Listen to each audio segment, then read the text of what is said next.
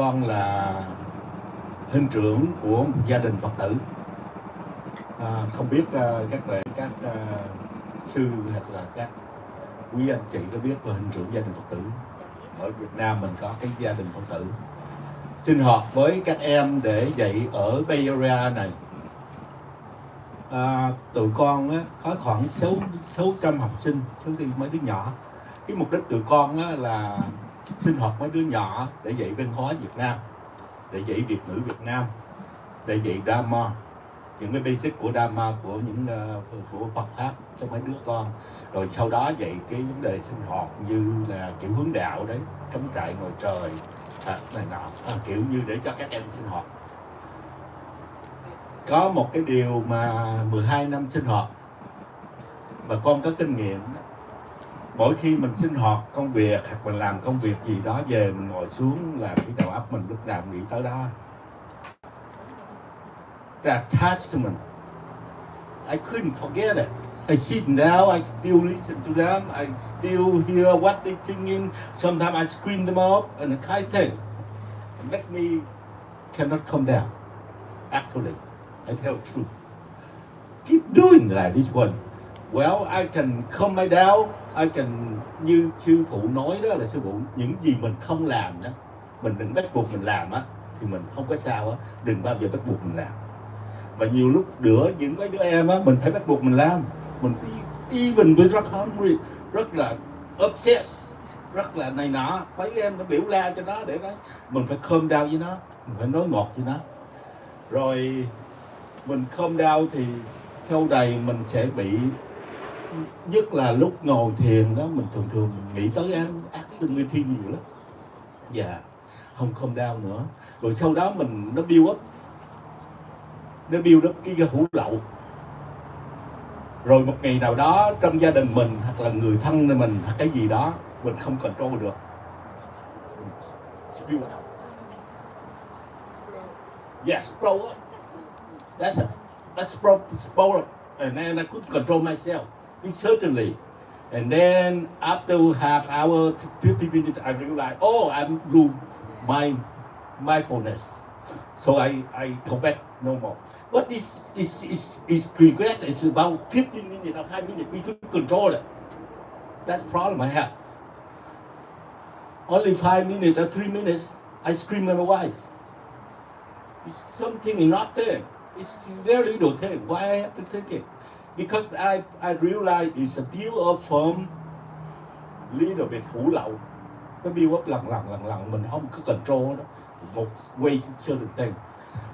Well, cái đó là cái nghiệp hoặc là cái energy của mình, hoặc là cái ngồi thiền của mình nó không có đủ khả năng, không đủ cái energy control ourselves, lose out. So it's easy to come up. Some bad thing happen.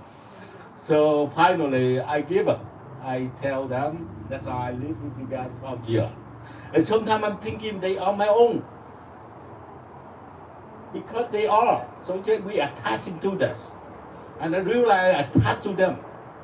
And sometimes they didn't listen to me. Even huynh trưởng đó, rồi huynh trưởng không có nghe. Mình tưởng tượng nó như là con mình, cháu của mình, tại sao không nghe mình. But more we realize this, my son, my daughter, the more I attach to them. So that's why finally I give up. I said, okay, that's time for my own life. So try to cool down, give up my leadership, and go back to the way I live. It's a home, go to work and go to home and go sit down to the reading myself, listen to my body, listen to my soul, listen to my mind, and actually live it cool down. So one thing I wonder, sư phụ xét là mình làm thiện nguyện cho activity, mình đi sai đó, mình vẫn là đi, mình vẫn we still go to media and poor madness. It's hard for me. I realize it's hard for me. I would like to hear from sư phụ. We should go give some advice. How I control, how I do that. That's the way that Yeah. So that's my experience, okay? So I just tell my yeah, that's so yeah, so The way his story, it kind of remind like me, my story. You know, we live in a life, very busy life. And for me, everything is energy. Energy, everything is energy. Like example, you have another kid, you take care, a wife, family, a job, a lot of things going on. So do I. I'm a grandma. I have a grandkid, family, job, everything. The life always so busy all the time, all the time. And every time I try to sit down meditation, it's very hard because everything starts popping out. But I start learning something, like the you know we kind of the class with the water.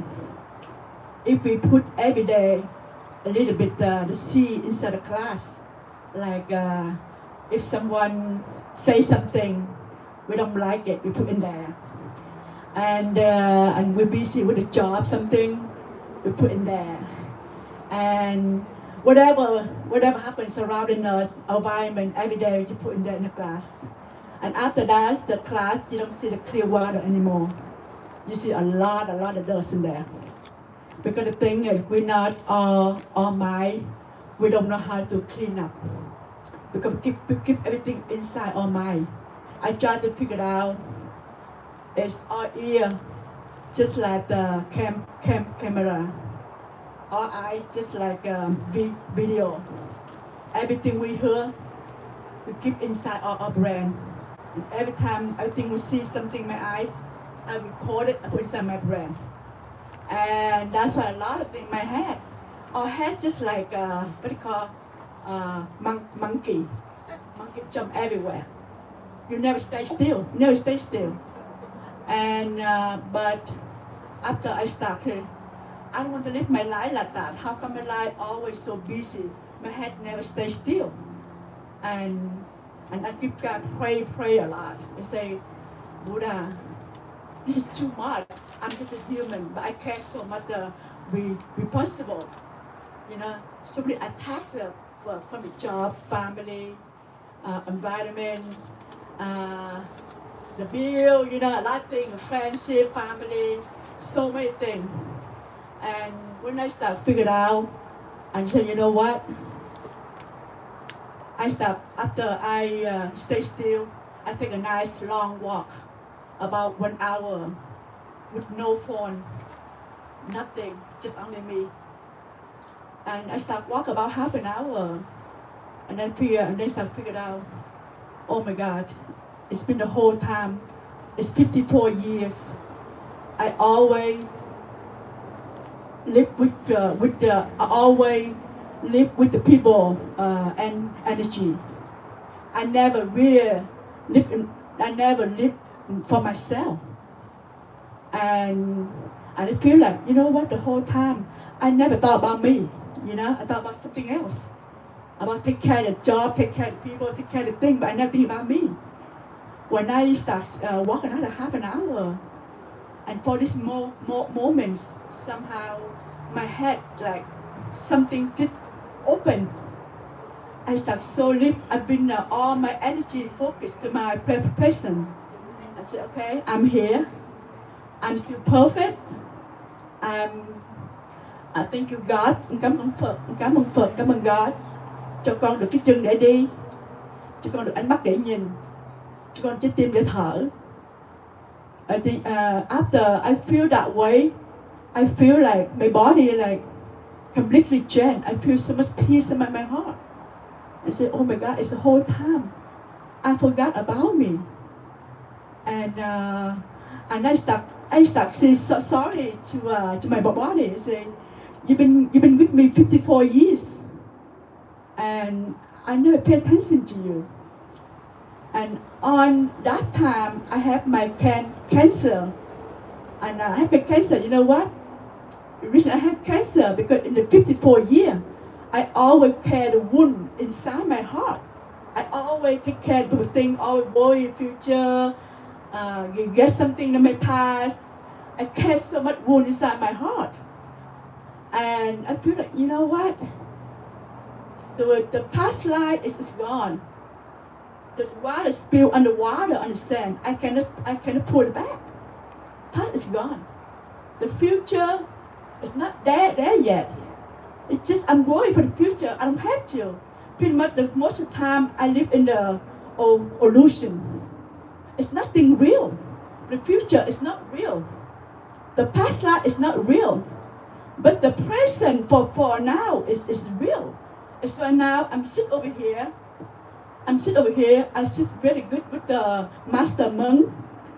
And there are very beautiful soul here. Beautiful people. I'm so thankful. I'm so grateful. And have a beautiful sky, the weather. Thank you God for me, give me my air. Every breath I breathe in. I'm so thank you God. And keep my body alive, survive, and I'm here. And when I start living my life in the present, and I'm tired, go inside my body, I can feel a lot of pain inside my body. Like him, you know, he worried for the kid, he worried for his project, he worries for his job, you know. The same thing like me. And actually, it's very good you see that. But I told myself, I see you. I see your hurt. I see your pain. I see you work. I see you worry. But it's very good thing. I said, you know what? Me is more important right now. I let the voice, you know what? I'm not worried that part. This is time for myself. It's time for me. I am present. I'm here. I'm now. And I'm so perfect. And I'm perfect for human. I have perfect leg to walk, perfect eye to see the sky, and perfect ear to hear the people talk, to sing, to talk a nice thing. And when I live my life in the present, I feel so grateful. The thing is, for the 54 years, I've been living in the, most of the time, I live in the illusion. I didn't know it. The future is not there. It's not real. And the past life is not there either. It's not real. But the presence for the moment right now is real. And I'm so thankful. I'm so grateful. And God and the Buddha are working in me. And I give my heart. Doesn't matter what situation. I always open my subconscious mind. My subconscious mind, I call this my filter. The filter right here. The filter sometimes have a lot of junk inside our mind. This is the concept mind that open my eyes. This is the filter, clean up something. Look like you sang gạo với em là gì anh? Sang gạo á. When you sang gạo, one rice and one bad. And pretty much whatever the bad, I just don't want to think about it. The good and I keep it. And I start learning, you know, the brain is so, our brain is so powerful. Whatever you feel worried, the worry keep go with you. And whatever you feel happy, you're happy right away. Whatever you feel love right away. And whatever I'm feeling, that's why everything is on the end. It's on the energy. And so we have to be careful who we can talk into, who we sometimes that person they can try you down, you don't know it. And I feel like we have 24 hours a day. 24 hours a day. At least we have to give ourselves at least 1 hour, 2 hours a day, just for ourselves. You know, just like meditation.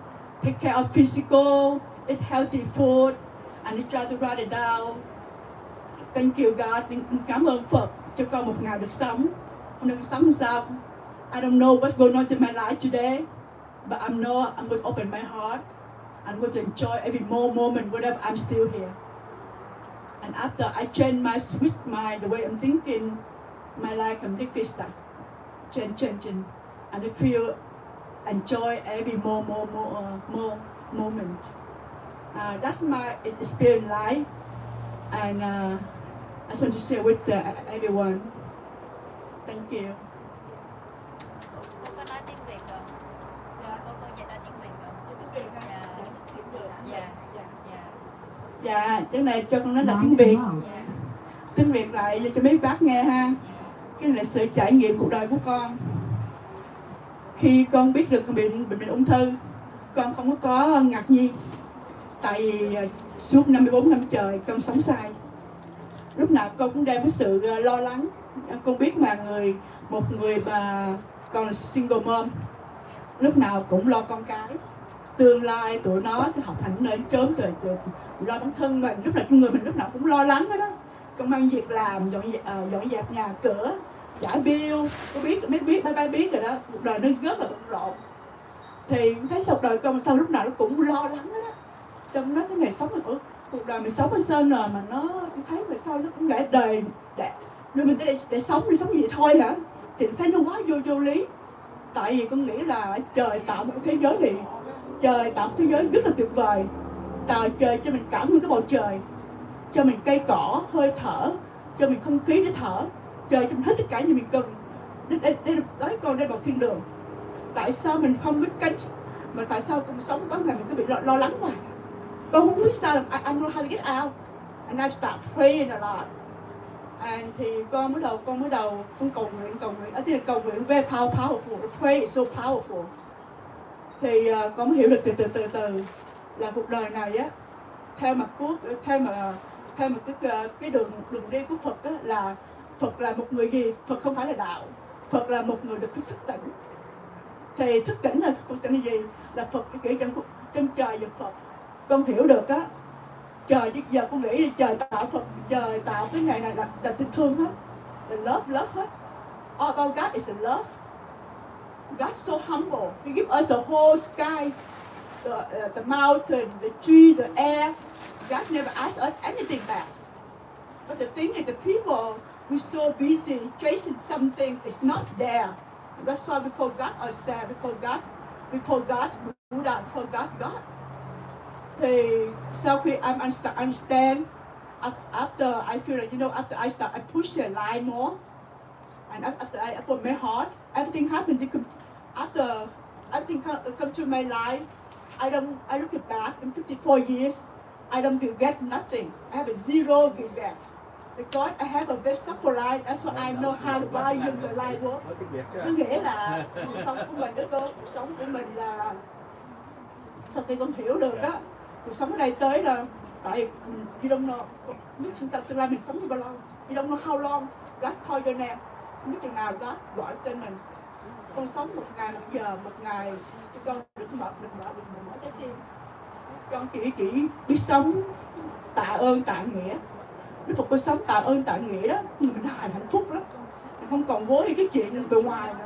Tại số này mình cứ lo chuyện bill bọn con cái tùm la chuyện đó. Cái chuyện đó lúc nào cũng còn đó hết. Nhưng mà con để cho nó học, con để cái chuyện đó trong cái hộp. Cái hạn họp của con nhập con mấy cái họp gia đình của con, họp việc làm, họp ông xã của con, họp con gái của con, họp bạn của con, họp riêng của con. Empty box, my empty box. Every time I'm overwhelmed, mỗi lần mà có nhiều chuyện quá, con go inside my empty box. That's my meditation. Because meditation is not about like something major. You wake you up, whatever.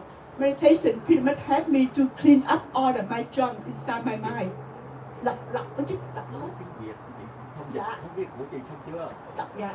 Chị nghĩ giờ chị nói tiếng Anh không à?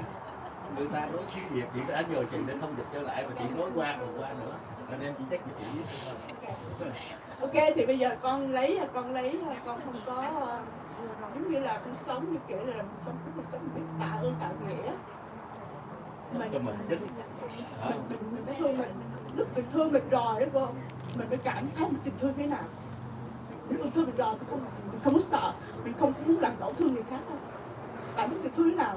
Còn lúc cuộc đời con phải trải qua cuộc đau khổ á, con phải trải cái đau khổ đó để cái sự đau khổ người ta như thế nào, để mà con không dám làm cái chuyện đó nữa. Hồi xưa á, cái lời đó con ăn nói đó, con muốn nói à, con không có, con nói người con nhiều suy nghĩ đó, con nói cho nhiều khi con nói cho vấn đề cho cái đau. Kỹ sư dân của chị. Cái chị nói gì đó đúng rồi. Ok. Ok.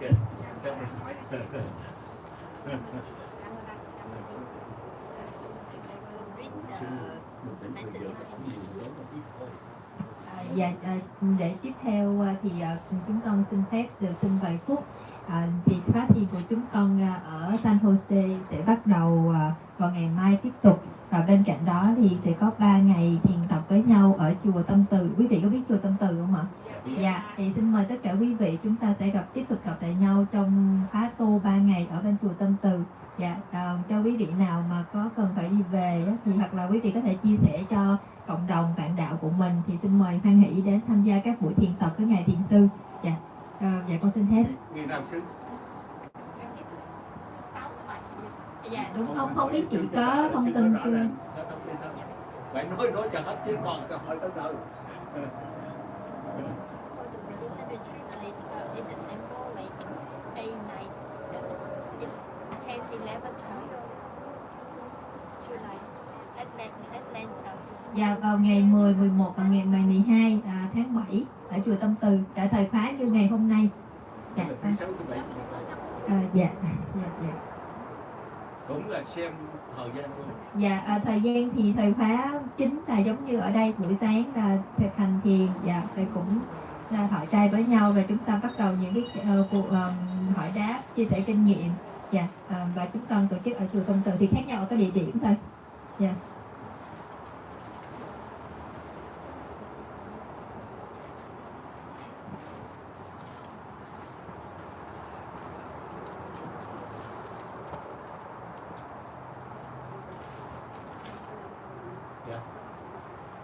Tới 6 giờ nữa. Mới 5 giờ. 6 giờ rưỡi tới.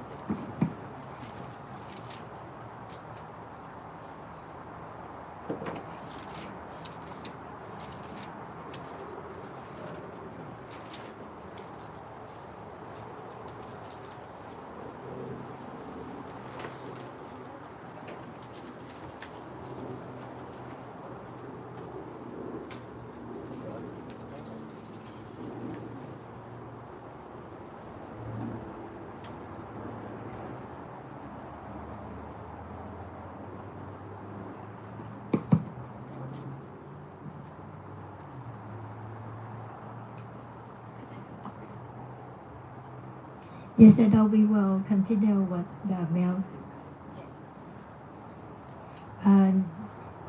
Dear Zedo, I would like to express my gratitude to Zedo because of your teaching today. Mindfulness together with detachment with mindfulness. It's very rare to hear this lesson, especially practice of detachment.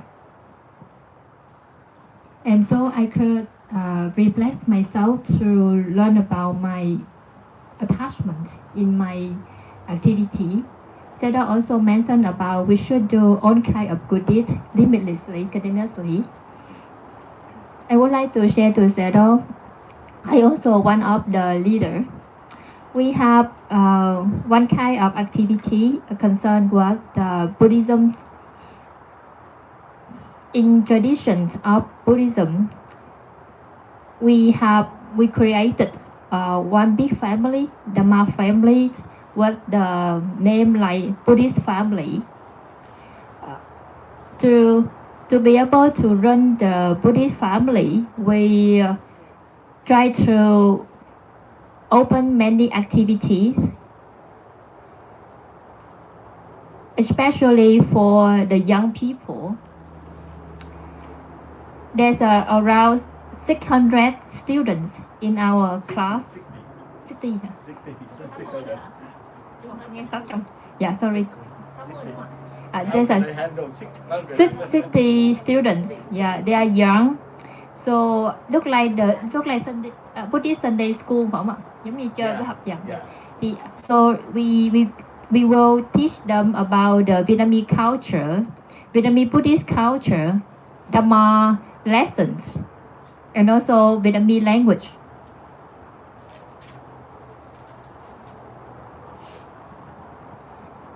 Besides, we also created many outdoor activity for the kids. So it has been 12 years continuously we have been doing this kind of activity. That's why I also could experience some of concern with doing good deeds to others. But I cannot deal with some of the because of running of the activity. So I could know more and more about my attachment. Sometimes I could not deal with the kids or our member.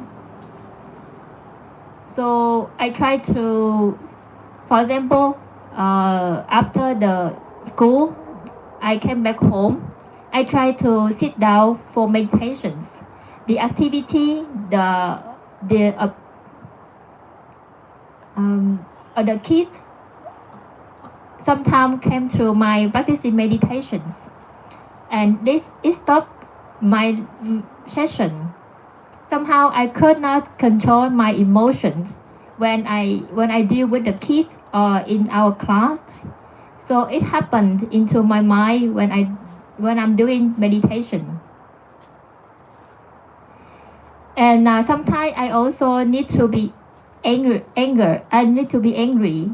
I cannot control my emotions, and I could see the effect of my reaction to the kids in the class or to our leading member. It become one of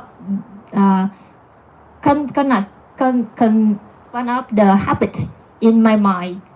So when I'm dealing with my family member, I could realize I also did the same with them.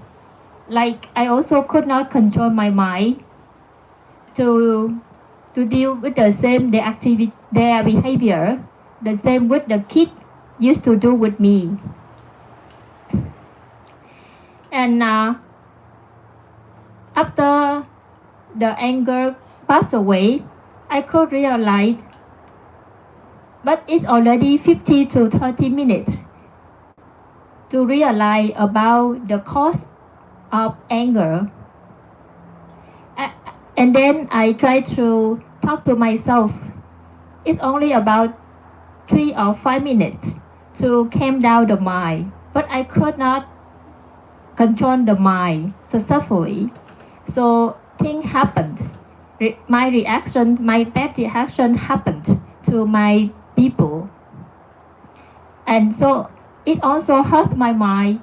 It also make the mind not stable. And when during the time I did meditation,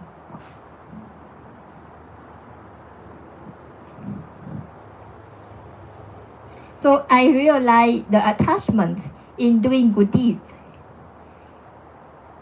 Because of I still doing good deeds with the idea something someone. When the kid become naughty, I consider them like my son, my daughter, my people. So I'm senior, I'm father. They should listen to me. Why they ignore my advice?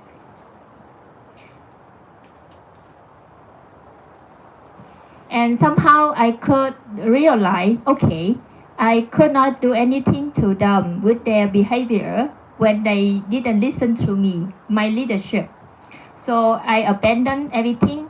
I decided to go home to do meditation, to calm down the mind, not to think about anything, about the kid, the class, activity. So, but one thing like I could not apply like what Sayadaw advised us. We should do all kind of good deeds with detaching mind, with mindfulness and detachment.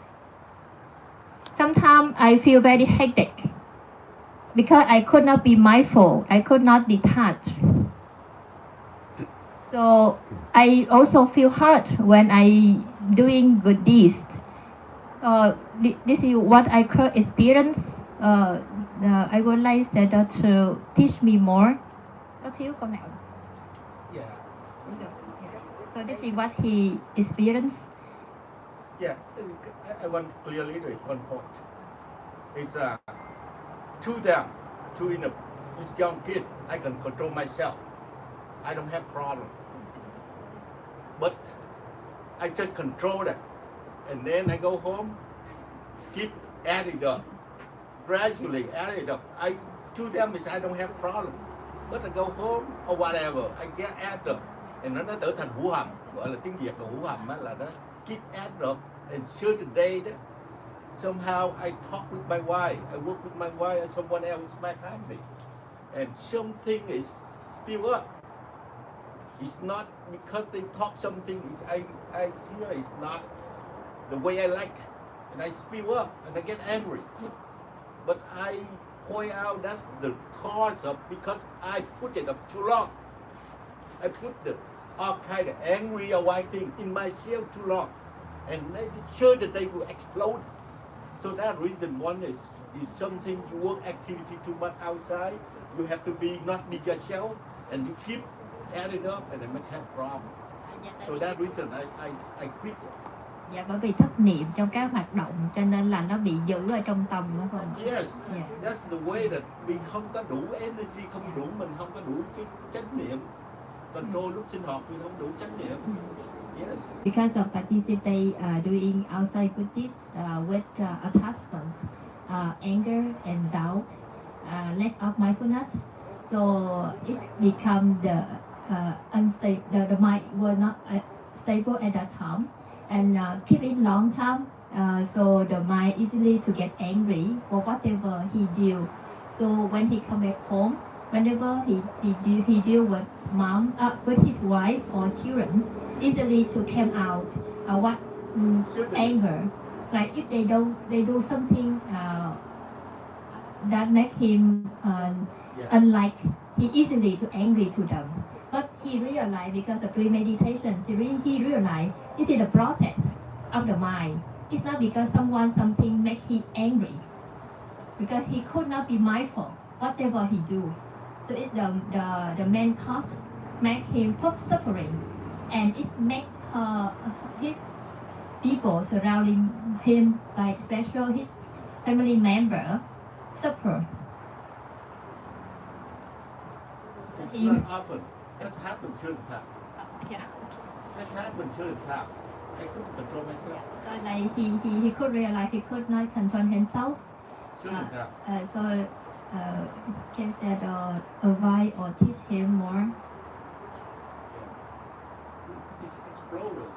And then after 5 minutes I realized, okay, I'm wrong. Yeah, like when things happen, like the anger happened.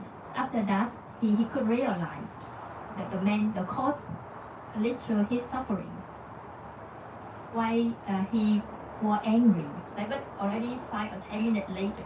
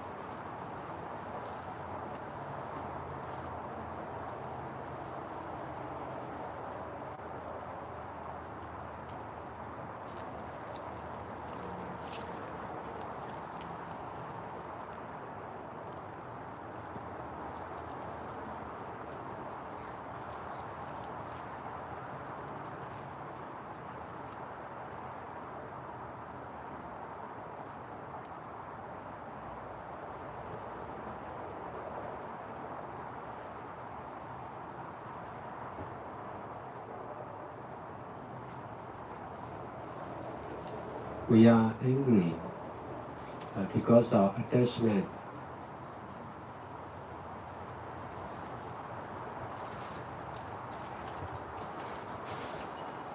To be angry.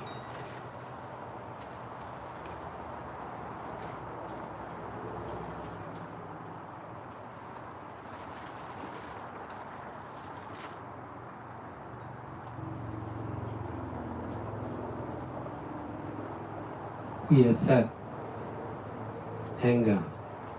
That's why there is attachment on anger. That's why we are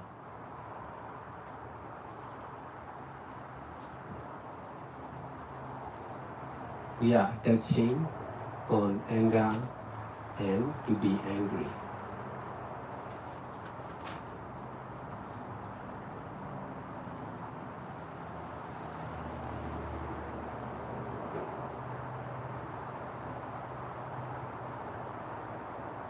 Some people, especially the children, the follower,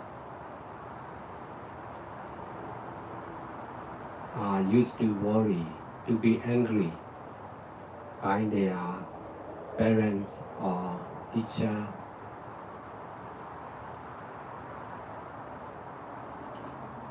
or someone.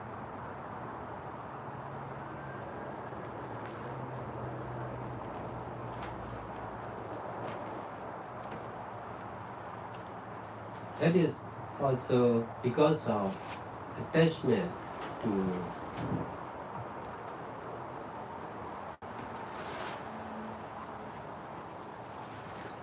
attachment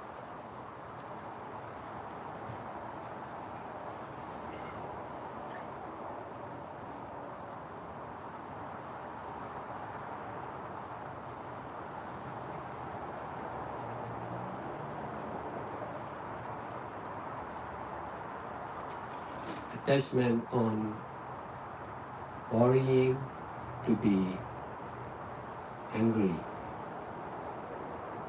by the other. So what I'm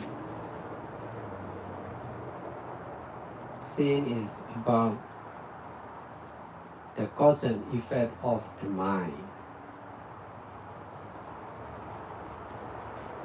which we all are using. Nearly all living beings are using the same mind, which is ever-changing, selfless, impermanent nature.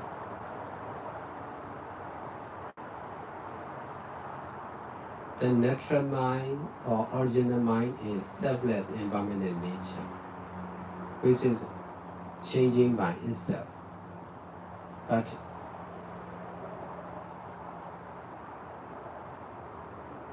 we are using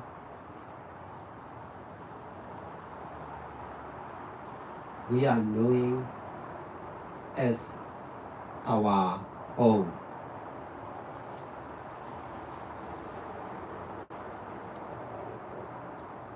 We are knowing as something our own.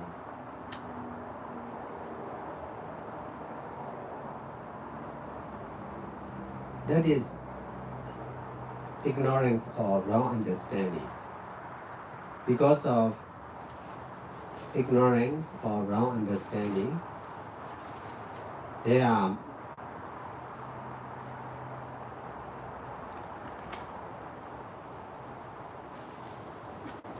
because of more and more ignorance or wrong understanding, there will be more and more greed and anger. The more we are thinking anger is our own, or the mind as our own, the life as our own, there will be more greed and anger.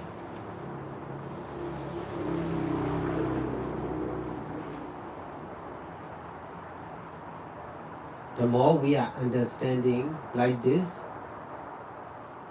there will be less and less greed and anger. Not knowing the truth is the cause of more greed and anger, increasing greed and anger. Knowing the truth more and more, continuously, seriously, is the cause of reducing greed and anger less and less.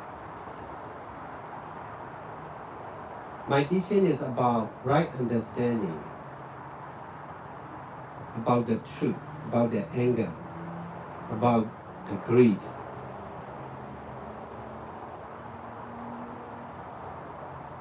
You just need to copy this understanding again and again.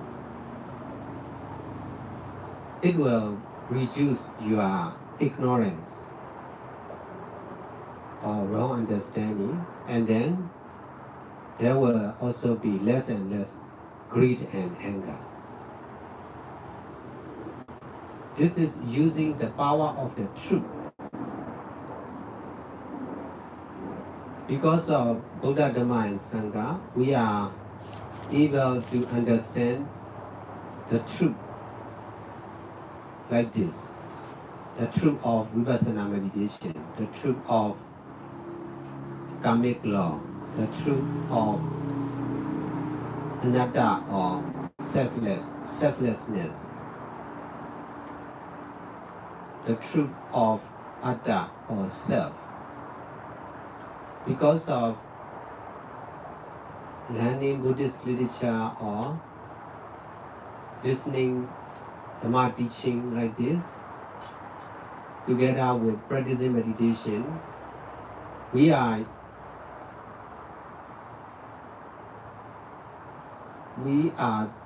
taking the medicine of the truth.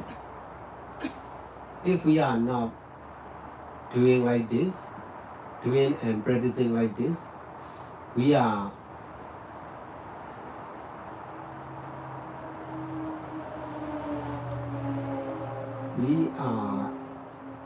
using or taking untruth as truth.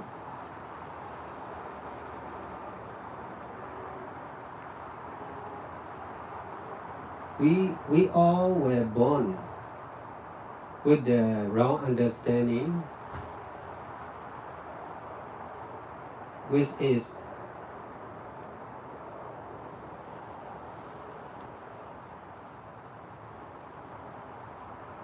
what I know is right.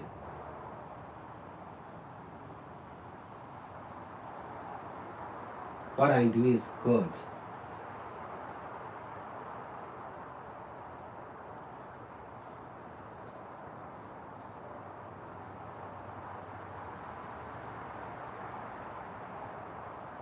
This is me or I. The rest are no I. This is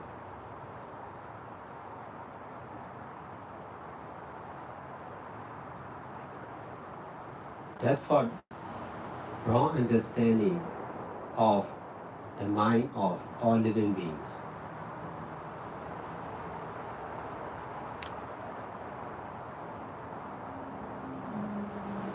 Because of using wrong understanding,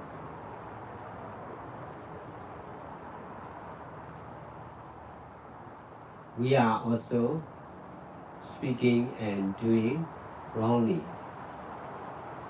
So, all physical, verbal, and mental action of the living beings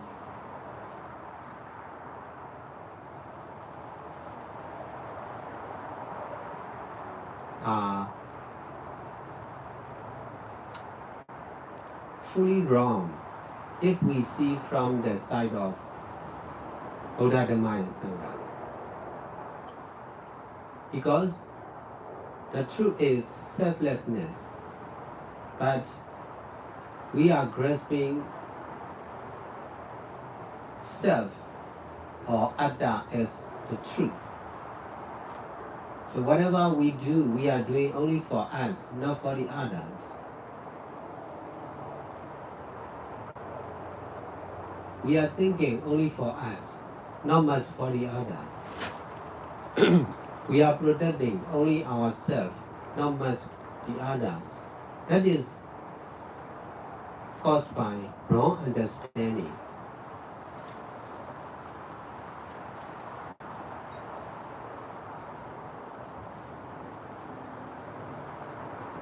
If there is no Buddha, no Dhamma, and no Sangha, we are really difficult to know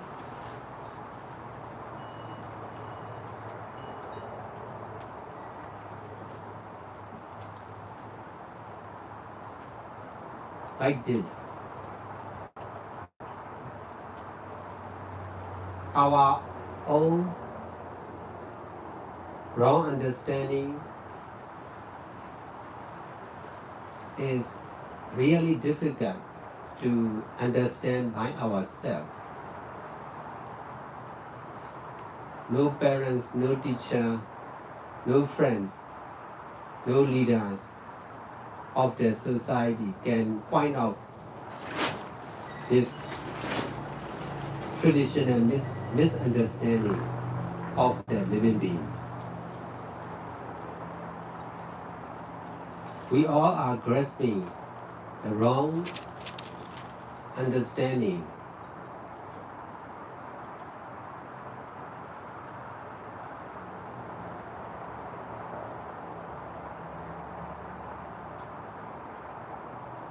Whatever we say and do,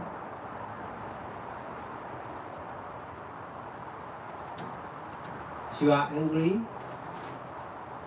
with the other children or student because of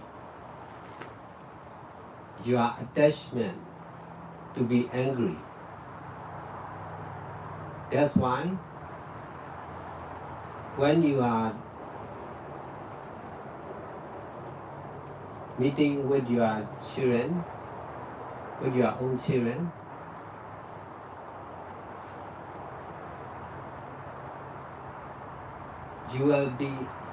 you are angry because of your attachment to be angry.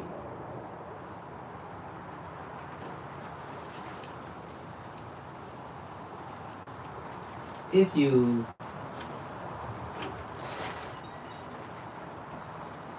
we need to understand like this more and more in order to detach from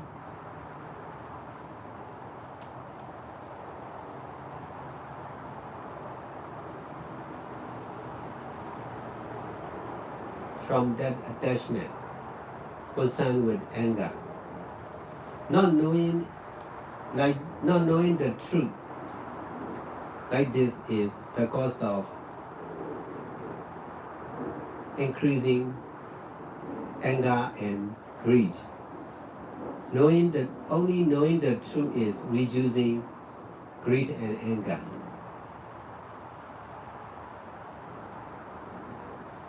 The truth, there is power concerned with the truth. Only by our own practice or right understanding like this, we can know the power, the amazing power, limitless power of the truth by ourselves. This is simple but really powerful. This teaching is this right understanding and teaching is difficult to understand but really powerful. Behind this teaching, there is limitless power of the truth. Only by our own practice we can understand more and more deeply and clearly. Most of the people, including my parents and myself before I practice meditation, was the victim of our own anger. We could not control our anger. We don't know how to reduce our anger because we don't know that. Because in the past, I don't know the right understanding about Buddha, Dhamma, and Sangha like this.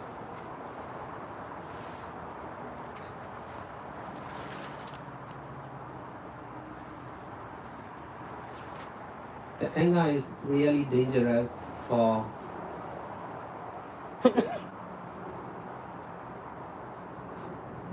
everyone, including especially for the owner of the anger. So also, if we can detach from the anger or reduce the anger by knowing the truth of the anger,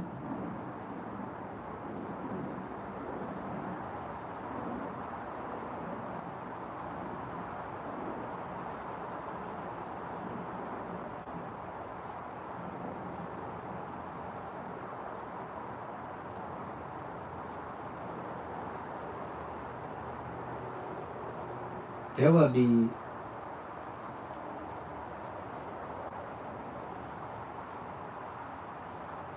endurance and compassion. Anger is really dangerous. So also, the opposite of the anger, endurance and compassion are really safe.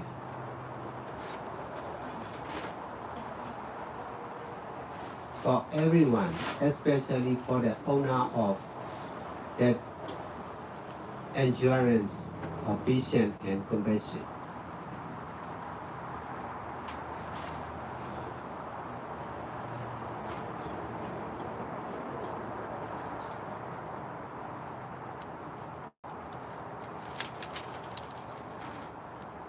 Buddha is the owner of the greater wisdom and compassion. That's why he is safe. No one can kill Buddha. He knows whatever should know.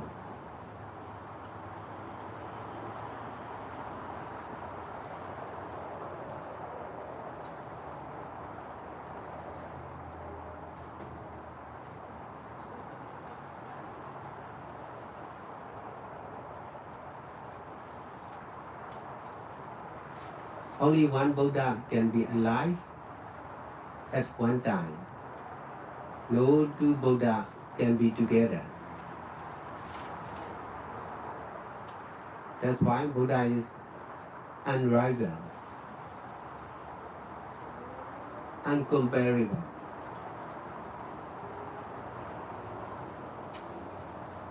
In both of wisdom or enlightenment and compassion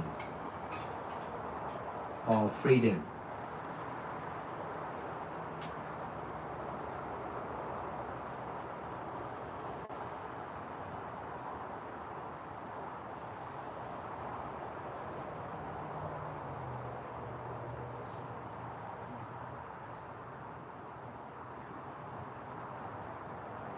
So we all need to be mindful our self, especially our present ignorance and attachment. In order to be mindful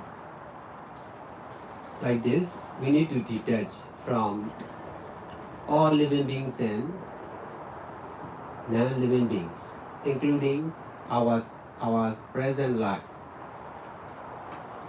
and all our possession or belongings. From the mind, I belong to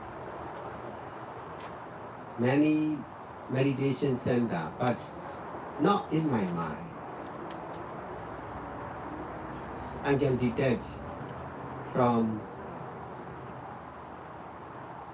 I can detach from myself and whatever possession of me.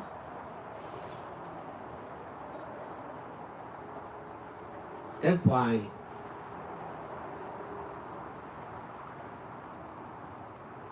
I'm safe and I can do more and more. I can belong, I can receive more and more new meditation center, new followers, new donors. This is the power of mindfulness and detachment, or right understanding and compassion of freedom.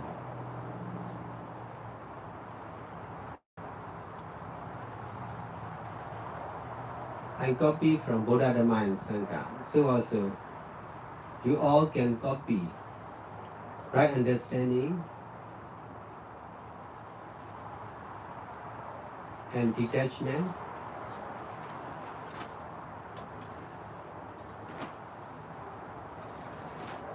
or compassion from Buddha, Dhamma and Sangha. This is the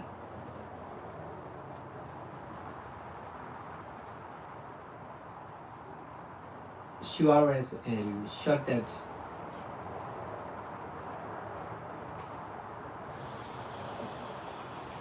practice to get success.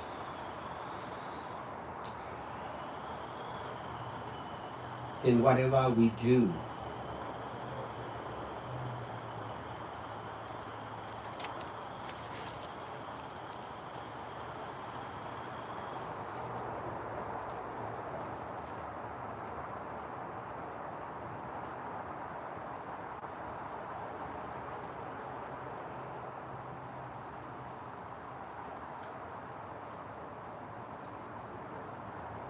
We attach on oneself.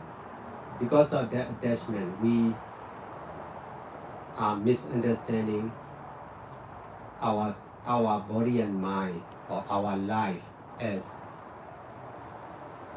someone or I.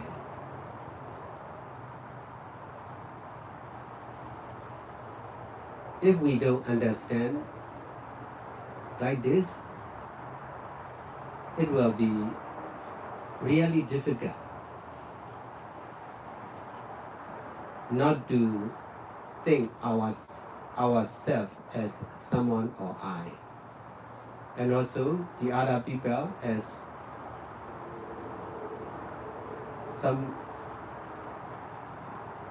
someone or you, no I.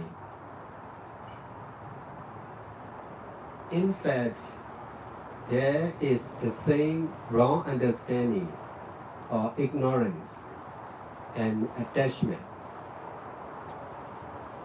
among infinite living beings. The number will be limitless, but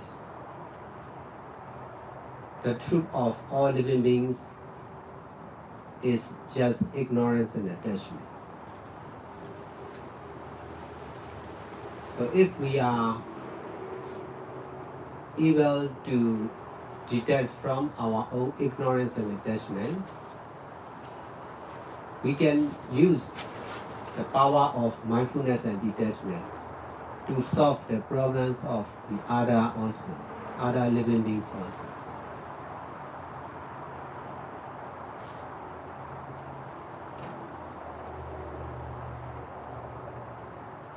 There are many ways of solving the problem concerned with anger, but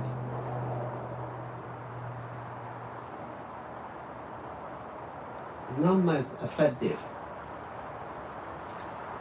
This is destroying the cause of anger, which is attachment, to be angry.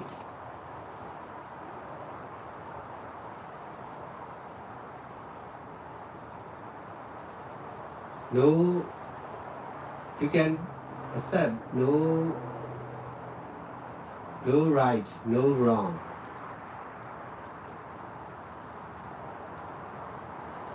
No good, no bad.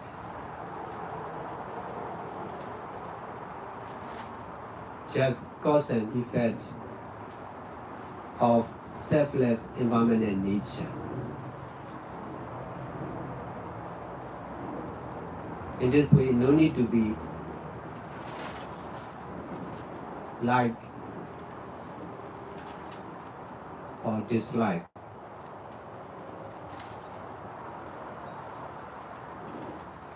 No need to attach and angry. Just need to know the nothingness or selflessness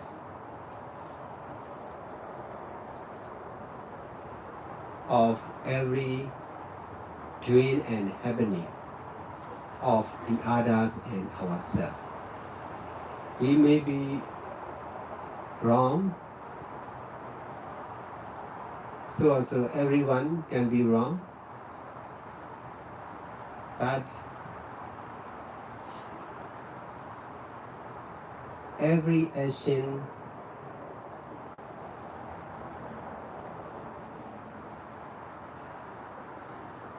is to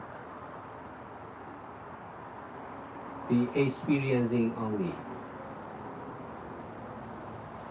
not to reject, not to attach.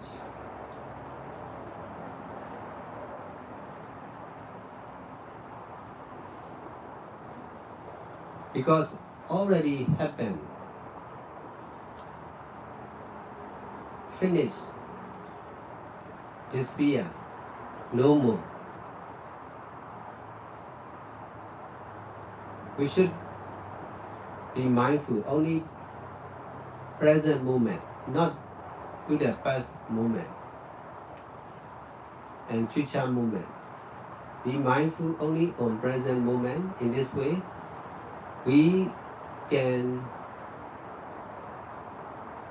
understand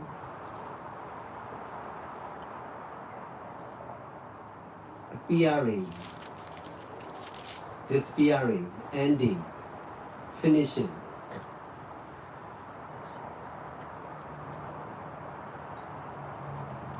Just nothing. Most of the time. In this way, no need to make judgment. No need to grasp as something good or bad. Just accept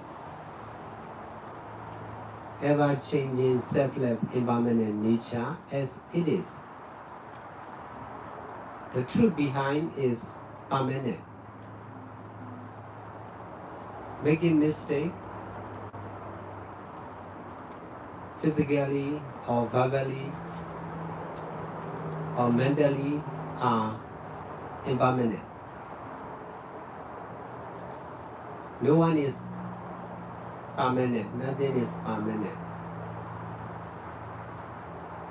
Only selfless impermanent nature is permanent. So we should be mindful only the surest truth, which is selfless impermanent nature.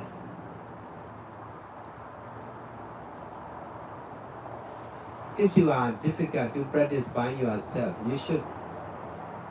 you can practice together more and more like this. You can follow my trick.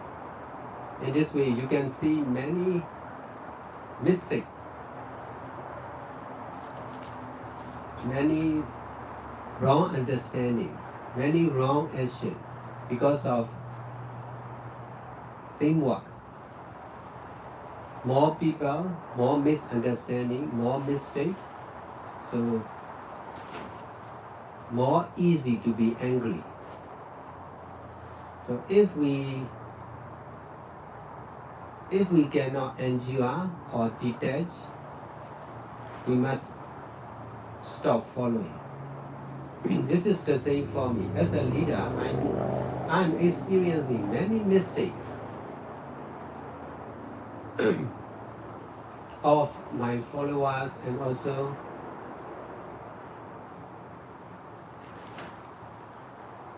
local people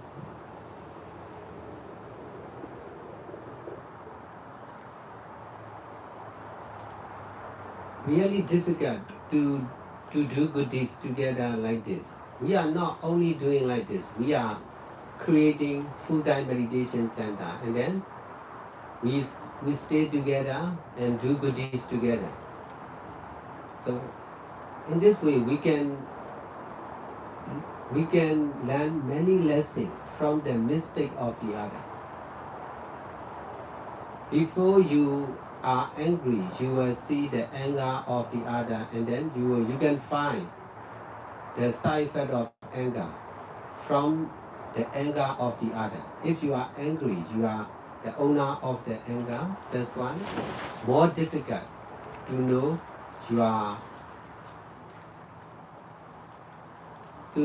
the side effect of the other, of the anger. If you see the anger of the other, more easy. Anger is anger. Anger is the same for everyone. Maybe strong or soft, but not good. If you are angry, you are difficult to see how bad it is to be angry. But if you see the anger of the other, you can learn many lessons. In this way, the more you know anger by your own experience, there will be less and less anger for sure.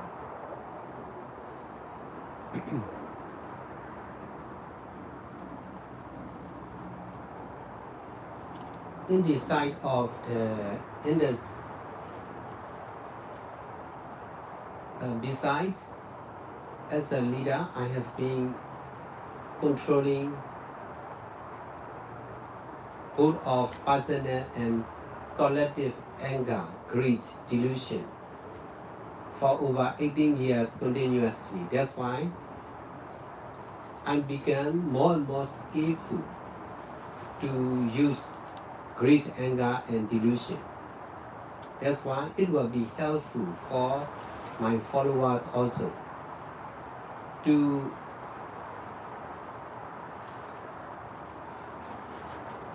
be willing to control their anger. If no one can control, it is difficult to believe to get success in this mission. If you see how I am using greed, anger, and delusion in better way, you can have a lot of encouragement, and you can believe this practice is possible and really working. If you understand, you are more easy to continue the practice. Without the result or consequence, we are difficult to believe in the method.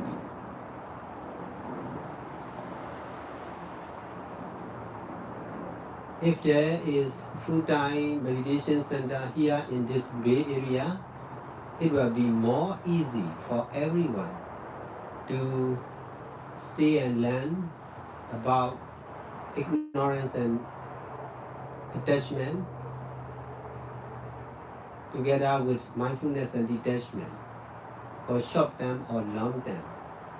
That is more effective to change our mind and our life.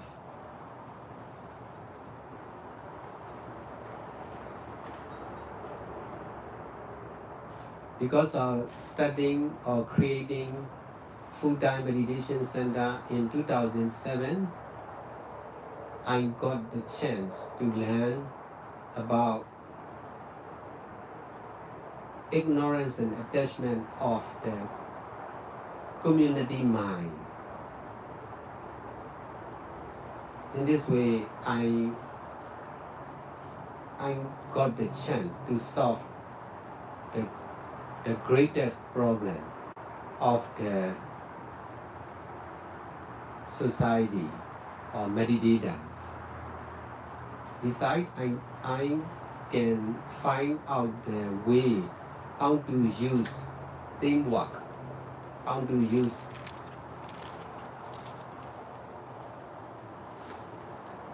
the resident of meditation center in better way.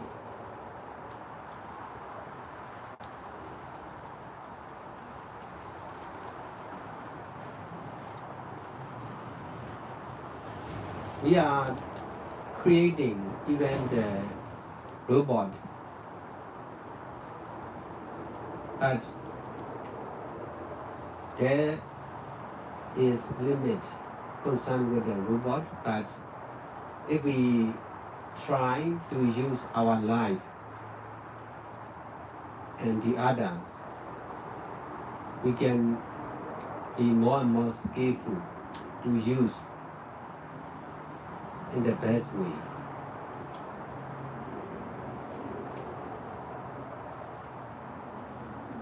Buddha is able to use everyone and everything in the best way.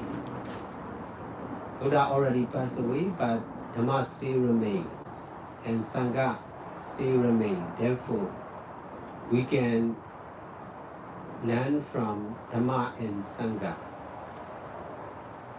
about the limitless wisdom and power of Buddha to use ourselves and the others and our belongings and the belongings of the other also.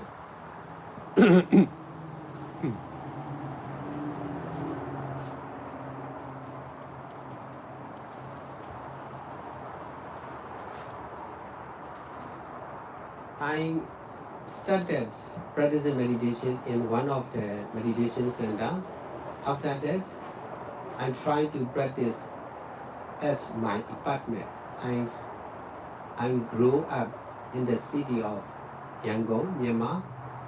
So because of running my own business, I could buy a small apartment in third floor of 8-story building.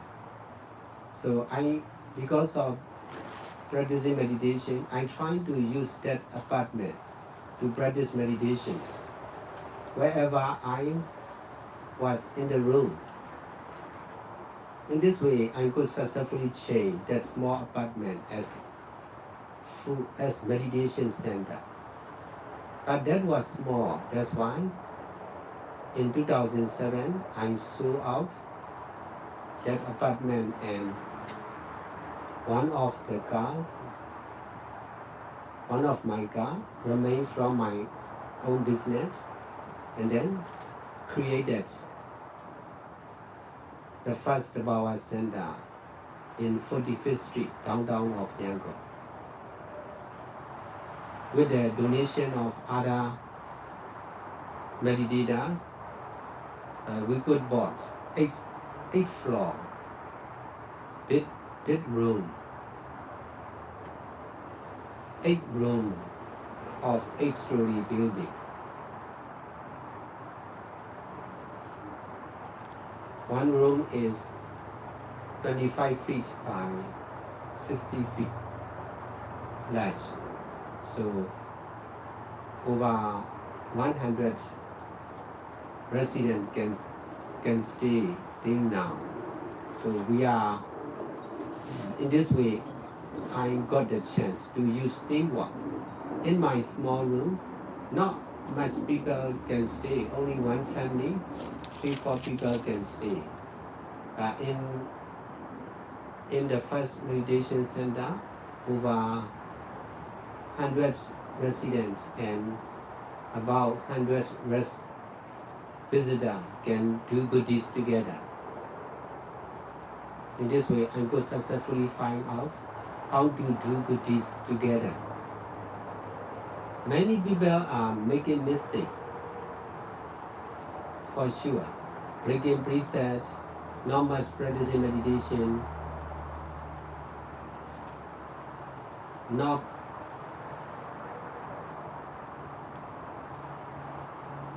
not interested in doing good deeds. But by allowing them to stay in the center, we are saving merits. Although they don't have money and nothing they can do, but because of having merits of their own, they can stay in the center. In this way, by allowing them to stay in the center, we are receiving their merits, their own merits. If they don't have enough merits, they could not stay in the meditation center. They may die or they may go away. So this is really practical. We are thinking only for money. If we have money, we will sell or rent. But money is not safe. Marriage is really safe. As a business owner, I work very hard for money for over 6 years continuously. After that, I got a chance practicing meditation and I started saving merits on behalf of money. In this way, within 3 years, no need to work for money, no business, no getting married.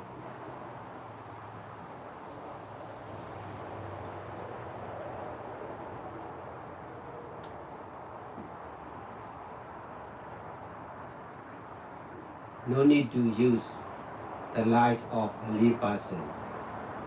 In this way, I could successfully ordain as a monk who is teaching meditation for over 23 years till now.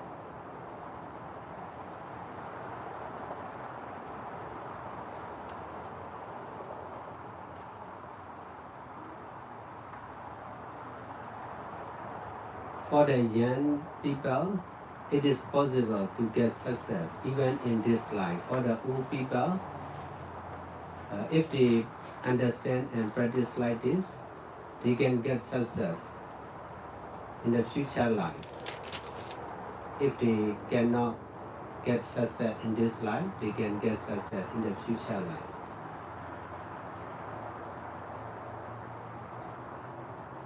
This is for all.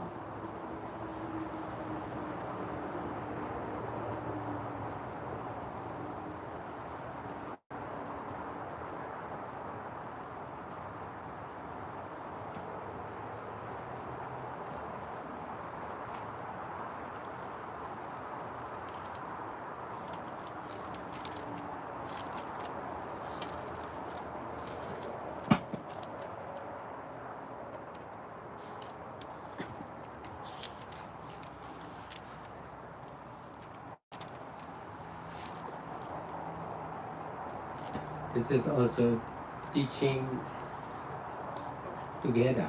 If I teach by myself alone,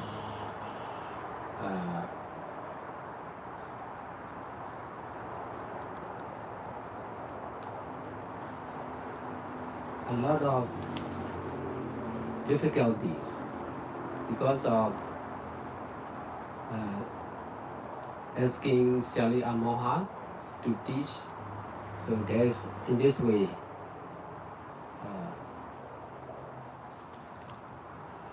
there is a competition or there is teamwork between two teachers. She is following me. Besides, she is also teaching to the Russian or European. So she is also skillful in teaching.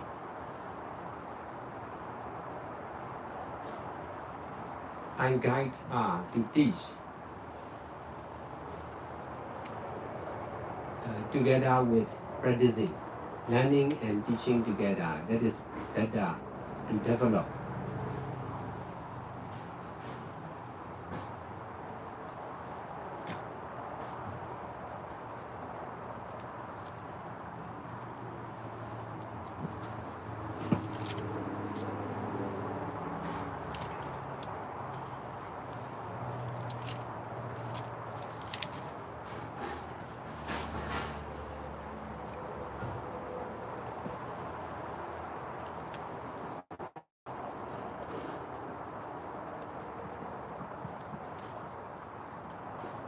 chúng ta giận dữ bởi vì có sự dính mắc trong cơn giận.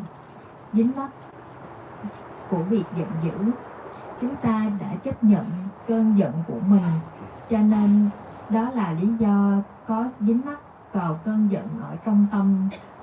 Cho nên chúng ta bởi vì dễ dàng dính mắc vào cơn giận, đây là nguồn gốc của việc chúng ta giận dữ.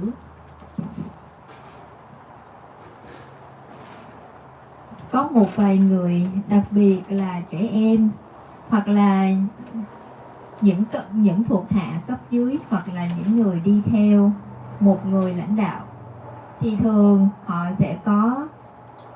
sẽ sợ hãi khi làm điều gì đó sai lầm, bởi vì sẽ nhận được cơn giận dữ từ cấp trên, từ ba mẹ hoặc những người lãnh đạo của mình, hoặc là từ ai đó. Đó cũng chính là một hình thức của dính mắc vào sự lo lắng, nguồn gốc tạo nên cơn giận dữ bởi những người khác. Điều thầy muốn giải thích ở đây chính là nhân, nguồn gốc, nhân và quả xảy ra ở trong tâm để có thể gây ra cơn giận dữ cho tất cả chúng sanh. Thật ra thì tất cả chúng sanh có giống nhau là trong tâm trí, tâm của chúng sinh là giống nhau. Tâm của chúng sinh thì luôn luôn thay đổi theo bản chất vô ngã vô thường. Và như vậy thì tâm luôn luôn thay đổi, mọi thứ luôn luôn thay đổi theo định luật vô ngã vô thường. Nhưng mà chúng ta thì đang sử dụng, đang hiểu tâm như là một vật gì đó chúng ta đang sở hữu. Bởi vì do có vô minh, hiểu biết sai lầm, cho nên chúng ta mới hiểu rằng tâm là vật sở hữu hay là ai đó, cái gì đó.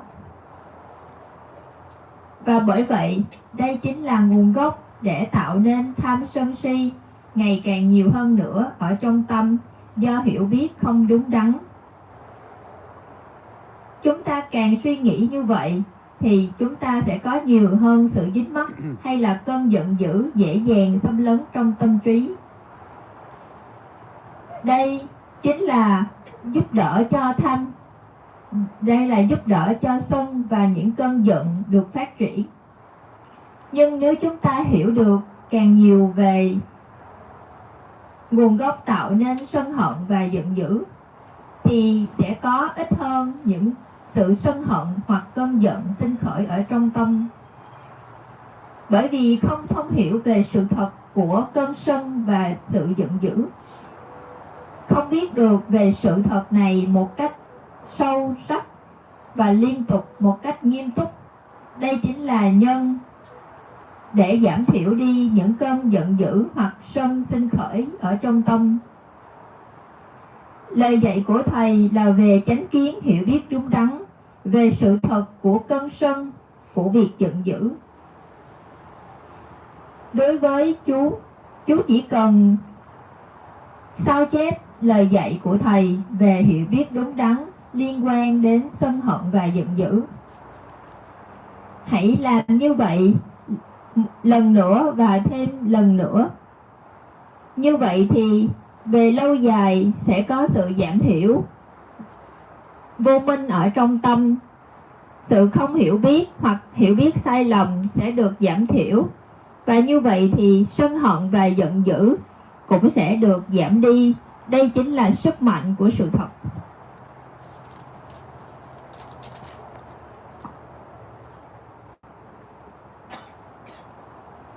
Do bởi vì hiểu được về Phật, Pháp và Tăng, cho nên chúng ta sẽ dễ dàng hiểu được về sự thật. Giống như Thầy đang dạy ở đây, chúng ta sẽ dễ dàng hiểu được sự thật về Pháp hành thiền Vipassana. Chúng ta sẽ dễ dàng hiểu được định luật nhân quả, hiểu được về dính mắc, hiểu được về vô ngã, không có ngã, về tự ngã, một ai đó. Bởi vì tất cả những điều này là do lời Phật dạy, chúng ta học từ hạnh của Đức Phật. Bởi vì có việc nghe rao giảng giáo pháp giống như thầy đang dạy ở đây. Bởi vì có sự thực hành thiền tập, cho nên chúng ta đang chăm sóc tâm trí của mình. Đây chính là liều thuốc dành cho tâm, liều thuốc của sự thật. Và chúng ta hãy cố gắng để làm thật nhiều cái hành động giống như vậy. Việc làm và thực hành giống như lời thầy dạy ở đây chính là cách để chúng ta hiểu được nhiều hơn sâu sắc về sự thật. Đâu là sự thật, đâu không phải là sự thật. Tất cả chúng ta được sinh ra với sự hiểu biết sai lầm rằng những gì tôi làm là đúng. Đây là những gì tôi cần làm. Những gì tôi làm là thiện lành. Đây chính là điều mà tôi làm. Đây chính là tôi. Hoặc là cái của tôi. Tất cả mọi thứ còn lại không phải của tôi. Và bởi vì đây chính là sức mạnh của việc hiểu biết sai lầm.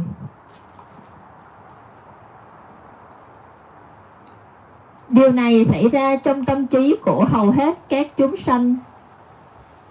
Và bởi vì sự hiểu biết sai lầm này, cho nên chúng ta dễ dàng làm mắc phạm lỗi và làm những việc sai lầm.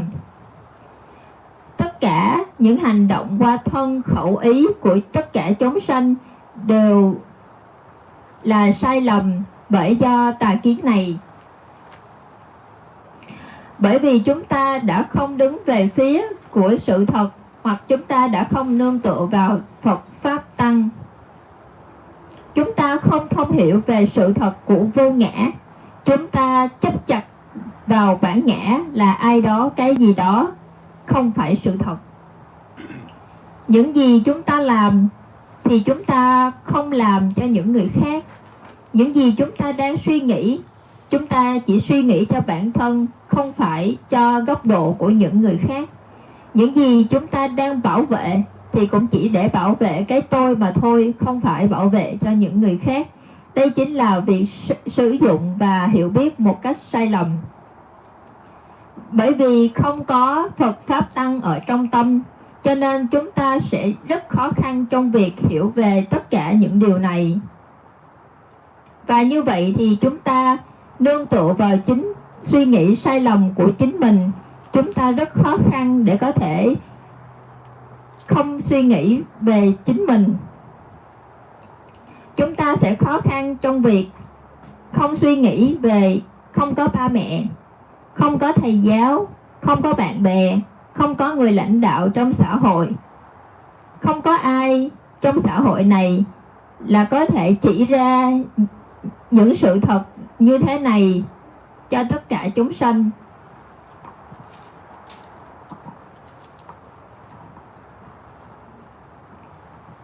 Chúng ta đang chấp chặt dính mắc vào sự suy nghĩ sai lầm. Bất cứ điều gì chúng ta nói, bất cứ điều gì chúng ta làm đều theo quan kiến sai lầm. Giờ đây Chú giận dữ với những người khác, với những người học trò trong lớp học Phật Pháp của mình. Và như vậy nó trở thành dính mắc ở trong tâm của Chú, dính mắc vào cơn giận. Đó là lý do tại sao Chú dễ dàng giận dữ với chính những đứa con ruột của mình. Bởi vì có sự giận dữ ở trong tâm. Sự giận dữ biến thành dính mắc vào sự giận dữ.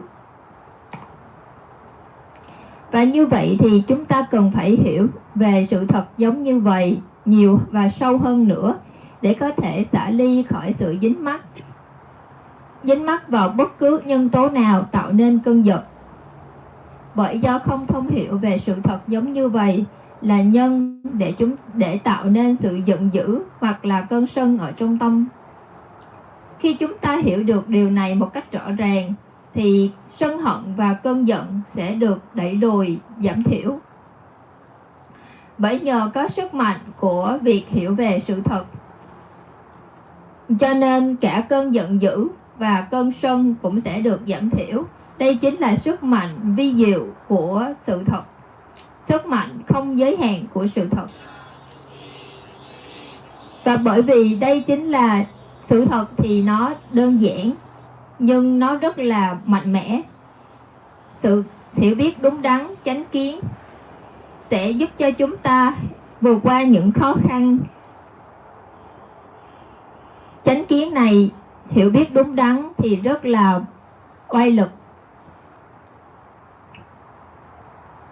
Và như vậy thì đây chính là lời dạy một cách vô tận, có sức mạnh một cách oai lực của sự thật. Chúng ta chỉ có thể có nó bằng chính pháp hành của mình. Bằng sự thực hành của bản thân thì chúng ta sẽ càng ngày càng có khả năng xả ly và hiểu rõ một cách rõ ràng và sâu sắc. Với cương vị là ba mẹ thì cũng giống như thầy, ba mẹ của thầy và thầy cũng từng là nạn nhân của chính cơn sân hận. Bởi vì do không kiểm soát được tâm trí cho nên chúng ta dễ dàng đi theo cơn sân giận. Trước đây trong quá khứ thầy không có thực hành thiền, thầy không có hiểu biết đúng đắn liên quan đến Phật Pháp Tăng giống như bây giờ. Cho nên cơn giận dữ đã sinh khởi giữa thầy và ba mẹ. Quả thật cơn giận dữ là rất tồi tệ và đáng sợ. Cơn giận dữ rất đáng sợ cho tất cả mọi người. Cơn giận và đặc biệt là dành cho những người chủ nhân của cơn giận ấy. Và như vậy thì chúng ta cần phải xả ly khỏi những cơn giận dữ giống như vậy. Hãy giảm thiểu bằng cách hiểu về sự thật gây nên cơn giận. Thật ra thì nó sẽ có sự kham nhẫn, chịu đựng cũng như là tâm từ bi để vượt qua cơn giận. Cơn giận là một sự thật rất là đáng sợ. Đối nghịch với giận dữ chính là từ bi, chính là sự chịu đựng. Và như vậy thì khi có sự chịu đựng, kham nhẫn và tâm từ bi, chúng ta sẽ thực sự được an toàn. Đây chính là sự thật dành cho tất cả. Để có thể thoát khỏi những cơn giận và đặc biệt là chủ nhân của những cơn sân hận thì chỉ có từ bi và kham nhẫn. Với sự xả ly,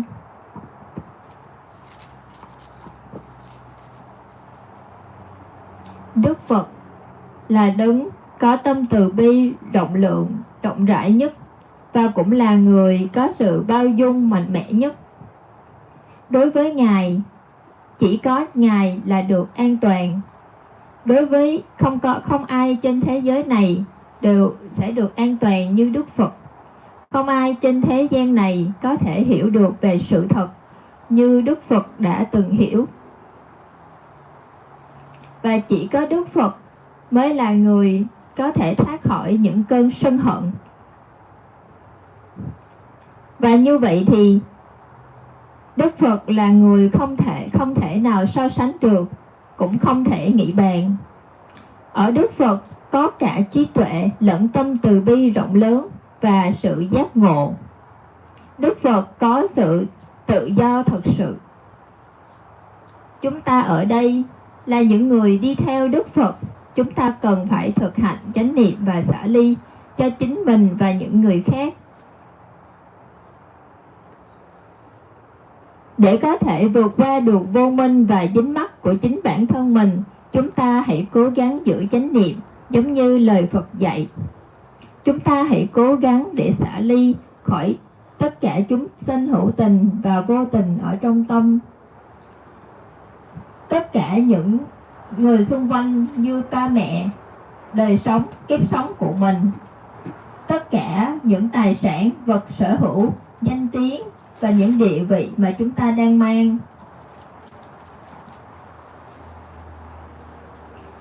Thật ra thì thầy chỉ hiểu được những vấn đề này khi thầy bắt đầu thiền tập, khi thầy đến trung tâm thiền giống như vậy. Ngày xưa thầy cũng phạm rất nhiều lỗi bởi vì chưa thực hành thiền. Sau khi thực hành thiền, thầy có khả năng xả ly khỏi tất cả mọi thứ, bao gồm bản thân thầy, địa vị cũng như các vật dụng mà thầy đang sở hữu. Đó là lý do tại sao thầy được an toàn. Và thầy không cần phải nương tựa vào bất kỳ điều gì nữa. Thầy có thể làm thành tựu bất kỳ những gì thầy mong muốn nhờ vào nương tựa Phật Pháp Tăng. Thầy có thể nhận lại được rất nhiều các trung tâm thiền mới. Thầy có nhiều các quý thí chủ hộ trì mới, có nhiều thiền sinh học trò mới. Đây cũng là bởi vì sử dụng từ sự thật một cách tốt nhất. Đó chính là xả ly với sự hiểu biết đúng đắn, với tâm từ bi và sự tự do thật sự. Thầy đã nương tựa và sao chép hoàn toàn từ lời dạy của Phật Pháp Tăng. Và như vậy thì các con hãy cố gắng để sao chép những lời dạy đúng đắn, chánh kiến từ Phật Pháp Tăng, và hãy cố gắng xả ly với tâm từ bi như lời của Phật Pháp Tăng đã giảng dạy. Và đây chính là sự thực hành ngắn nhất, an toàn nhất và thành tựu sớm nhất dành cho tất cả. Chúng ta sẽ thành tựu bất kỳ điều gì chúng ta làm nhờ vào nương tựa lời dạy của Phật Pháp Tăng.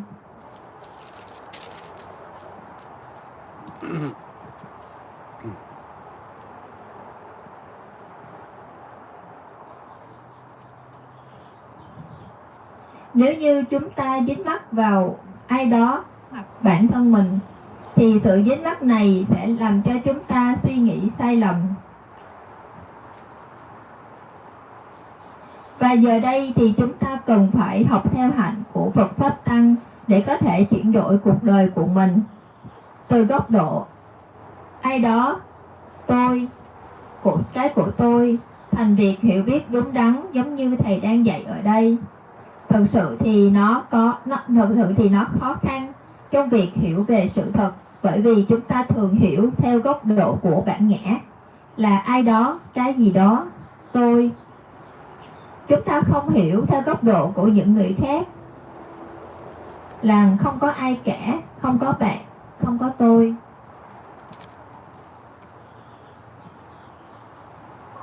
Ngoài ra thì chúng ta đều có sự lo lắng giống nhau, cái hiểu giống nhau, bởi vì nó dựa vào vô minh và dính mắc. Đây là sự thật đúng đắn cho tất cả những chúng sinh vô tận trên cõi đời này. Có hằng hà vô số không giới hạn những chúng sinh, nhưng mà sự thật thì chỉ có nhân và quả, chỉ có vô minh và dính mắc gây nên tất cả những sự khổ đau. Và điều chúng ta cần làm là hãy cố gắng để xả ly khỏi chính bản thân mình, xả ly khỏi chính vô minh và dính mắc của mình là bằng pháp thực hành chánh niệm và xả ly. Đây là cách mà chúng ta có thể sử dụng được sức mạnh của sự thật một cách đúng đắn để giải quyết tất cả các vấn đề liên quan đến những chúng sinh khác. Thực ra thì có rất là nhiều cách để giải quyết các vấn đề với dựa vào cơn sân hoặc là những vấn đề sinh khởi bởi vì sân hận. Nhưng hầu hết các cách này nó không có hiệu quả. Chỉ có một cách duy nhất là phải diệt trừ nhân gây ra sân hận. Bởi vì đây chính là dính mắc tạo nên cơn sân.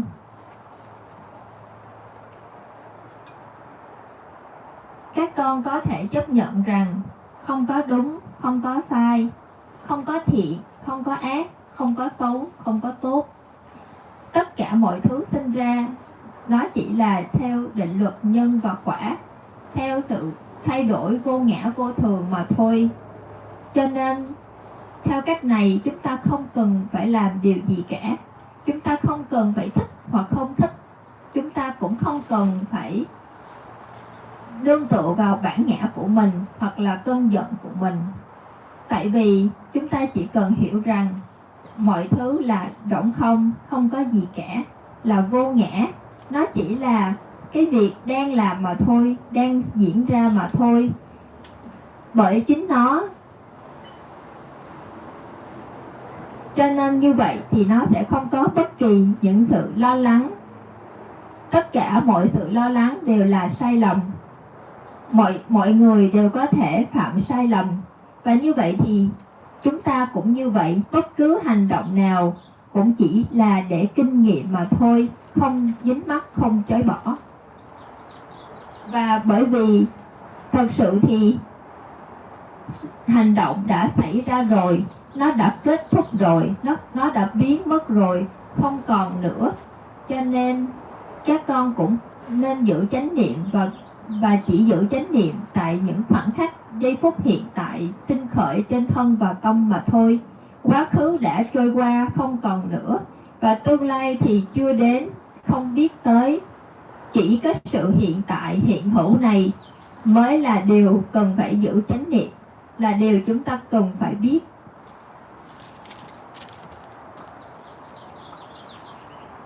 Chúng ta cần phải biết về sự sinh và diệt, xuất hiện và biến mất, kết thúc, hoàn tất. Như vậy thì nó không có gì cả, nó chỉ là như vậy thôi. Và nếu chúng ta hiểu theo cách này thì mọi thứ nó đều sinh ra và hoại diệt, nó chỉ như vậy. Đây chính là con đường trung đạo. Cho nên chúng ta cũng không cần phải điều chỉnh hay chỉnh sửa bất cứ điều gì nữa. Không có gì phải làm nữa, không có gì phải chấp chặt vào cái gọi là đúng hay sai, tốt hay xấu. Chúng ta chỉ cần chấp nhận mọi thứ luôn thay đổi vô ngần, vô thường vô ngã như chính nó là mà thôi. Và chỉ có sự thực hành thì mới tạo nên sự tin tưởng rằng mọi thứ chỉ là vô thường. Và như vậy thì những hành động qua thân khẩu ý của chúng ta cũng chỉ là vô thường mà thôi. Không có ai là thường hằng, không có gì là vĩnh cửu, chỉ có sự vô thường vô ngã là vĩnh hằng mà thôi. Cho nên chúng ta cần phải giữ chánh niệm vào bản chất chắc chắn nhất. Đó chính là mọi thứ đều là thay đổi không ngừng, vô thường vô ngã mà thôi. Thật ra sẽ rất khó để chúng ta chấp nhận sự thật này bằng chính năng lực của mình. Các con cần phải thực hành chánh niệm và xả ly. Các con có thể đi theo thầy để có thể trải nghiệm được điều này. Bởi vì đi theo thầy thì các con sẽ có thể góc nhìn được rất là nhiều góc nhìn từ những sai phạm của những người khác, những sự hiểu lầm, những hành động sai lầm của những người khác.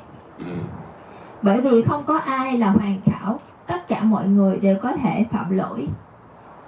Nhưng mọi thứ thì nó đều sinh khởi và hoại diệt. Nếu như chúng ta càng chấp chặt thì chúng ta sẽ càng khổ đau. Và như vậy thì khi chúng ta nhìn được càng nhiều về sự cơn giận thì chúng ta sẽ dễ dàng để có thể hiểu được và có thể kham nhẫn và chịu đựng, có thể xả ly. Và như vậy thì chúng ta sẽ ngừng lại cái việc sân hận. Giống như thầy thì thầy cũng giống như con.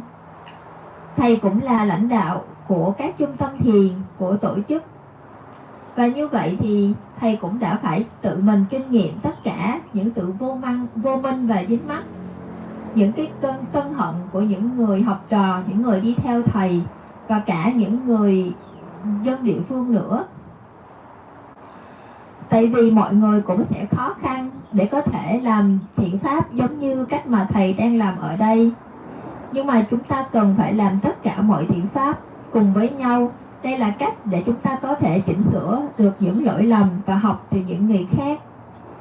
Chúng ta cần phải ở cùng nhau. Chúng ta cần phải tạo ra những trung tâm thiền. Và như vậy, nếu như chúng ta làm nhiều thiện pháp với nhau tại khu vực này thì trong tương lai sẽ có một trung tâm thiền sinh khởi và phát triển ở khu vực này. Đó là cách thức để quý vị có thể ở cùng nhau và thực hành cùng nhau. Và từ những việc làm thiện pháp với nhau thì có thể học và từ những lỗi lầm của những người khác. Và như vậy thì chúng ta sẽ có cơ hội để làm giảm thiểu đi sự sân hận, bởi vì do học từ lỗi của những người khác. Nếu như chúng ta muốn sân hận thì chúng ta hãy học từ những hành động xảy đến sân hận từ những người khác. Chúng ta hãy tìm ra những cách thức, những sinh khởi của cơn sân, của sự giận dữ từ phía những người khác. Và như vậy thì chúng ta sẽ không có chủ đích chấp chặt hoặc dính mắc những cơn sân ở trong tâm, chúng ta sẽ tìm cách để làm giảm thiểu nó đi từ việc học từ những người khác. Rất là khó để chúng ta tự nhìn nhận lỗi của chính bản thân mình, nhưng chúng ta có thể học từ những người khác, từ tất cả mọi người.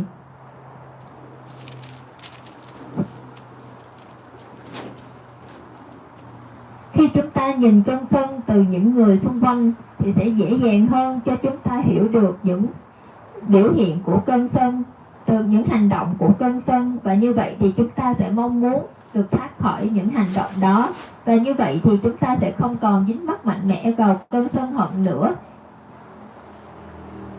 Bởi vì chúng ta hiểu rằng nếu như mà chúng ta giận dữ thì chúng ta cũng sẽ có những biểu hiện giống như chủ nhân của cơn giận hiện tại vậy. Thật ra thì nếu như quý vị gặp khó khăn trong việc thực tập về cơn sân hận thì quý vị có thể đi theo thầy và học từ tăng đoàn của thầy để có thể thấy rằng nó đã xấu xí và tồi tệ như thế nào khi một cơn sân hận xảy ra cho ai đó, đặc biệt là chủ nhân của cơn sân.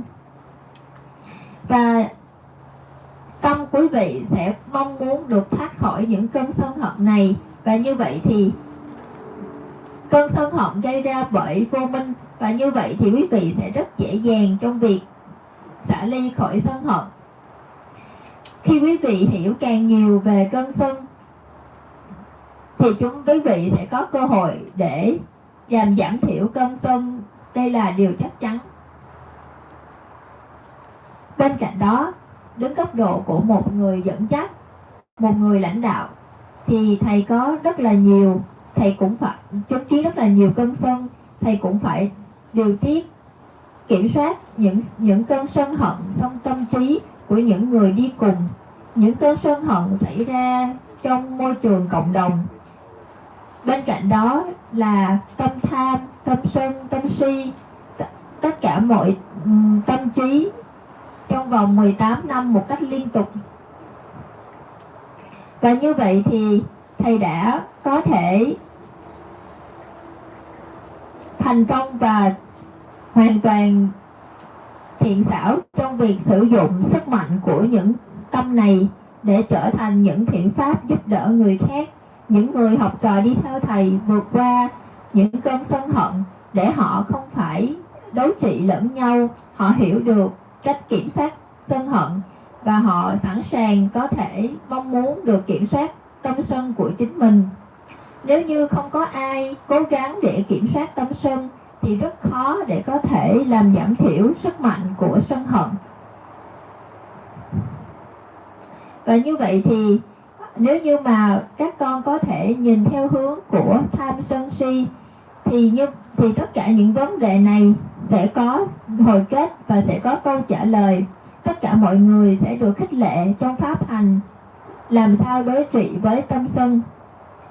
Và khi quý vị đã có những lợi lạc trong pháp hành đối trị với tâm sân, quý vị sẽ tin tưởng vào pháp hành này nó thật sự rất hiệu quả. Và bởi vì có sự tin tưởng như vậy thì quý vị sẽ thông hiểu về cơn sân một cách rõ ràng tường tận hơn. Và đây chính là giải pháp để quý vị thoát khỏi cơn sân. Bởi vì thật ra rất khó để chúng ta tin tưởng một điều gì nếu chúng ta không có kinh nghiệm thực tế về nó. Cho nên chúng ta cần phải giữ chánh niệm vào tất cả những gì chúng ta làm. Tất cả chỉ là nhân và quả. Và như vậy thì chúng ta sẽ dễ dàng thực hành. Pháp hành này sẽ dễ dàng hơn cho tất cả mọi người. Mọi người có thể nương tựa ở cùng nhau và chúng ta học với nhau. Học từ vô minh và dính mắc từ những người khác bằng pháp hành chánh niệm và xả ly. Đây chính là cách thức ngắn nhưng mà nó có hiệu quả lâu dài. Ngày càng thực hành thì quý vị sẽ khám phá ra đây chính là phương pháp hiệu quả để thay đổi tâm trí của chúng ta và cuộc đời của chúng ta. Bởi vậy cho nên là thầy đã cố gắng để tạo ra rất là nhiều các trung tâm thiền toàn thời gian. Và cái trung tâm thiền đầu tiên mà thầy thành lập là vào năm 2007 tại trung tâm thành phố Yangon. Và bởi vì có cơ hội được mở một trung tâm thiền toàn thời gian, thầy đã có cơ hội được học rất nhiều về vô minh và dính mắc và những cái tâm chưa được thiện lành. Đó là lý do tại sao thầy đã có cơ hội để có thể giải quyết những cái vấn đề nội tại ở trong tâm của tất cả mọi người bằng cách sử dụng vô minh và dính mắc theo con đường đúng đắn. Cho nên những người thiền sinh, những người học trò xung quanh thầy đã có thể tìm ra được cách để đối trị với tâm của mình.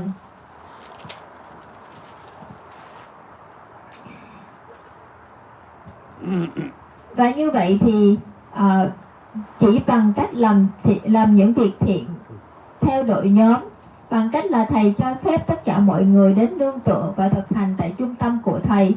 Đây là cách đúng đắn để cho tất cả những thành viên của trung tâm cũng như là quý hành giả thiền sinh có cơ hội được thực hành pháp đối trị đối với cơn sân. Hiện tại thì theo tin tức thì chúng ta cũng đang tạo ra rất là nhiều những con robot, nhưng mà nó có sự giới hạn trong cái việc hiểu của robot, cho nên chúng ta chỉ có thể trải nghiệm bằng chính cuộc đời của mình trong việc thực hành để cùng với những người khác để có thể đối trị và tìm ra cách rất đúng đắn cho những tác động ở trong tâm của chúng ta. Đức Phật là người có khả năng để có thể sử dụng tất cả mọi chúng sinh, tất cả mọi thứ theo con đường đúng đắn. Nhưng mà Đức Phật đã tịch diệt, nhưng giáo pháp của Ngài vẫn còn hiện hữu và tăng đoàn thì cũng đang hiện hữu. Cho nên chúng ta có thể học từ hạnh của Đức Phật thông qua giáo pháp của Ngài cũng như là tăng đoàn.